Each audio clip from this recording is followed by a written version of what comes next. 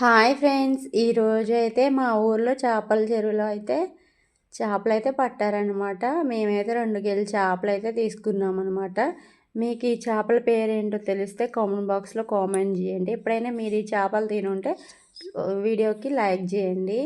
మేమైతే చేపలని తీసుకొచ్చిన తర్వాత వాటిపైన ఉన్న పొట్టంతా కొబ్బరి చిప్పు ఉంటుంది కదా, దాని టెంకెతోటి మొత్తం గీరేసాము. ఎంచక్కగా పోయిందనమాట దాని మీద ఉన్న పొట్టయితే. ఆ తర్వాత ఇంట్లో కక్కొడవలు అని ఉంటుంది కదా, కొంచెం గనుపులు గనుపులుగా, దాంతోనైతేనే తెగుతాయి అన్నమాట చేపలు. పీసెస్ చెక్కు చెదరకోకుండా మంచిగా వస్తాయన్నమాట. ఆ కొడవలతోటి ఈకెలను వాటి తోకలు అయితే తీసేసాము.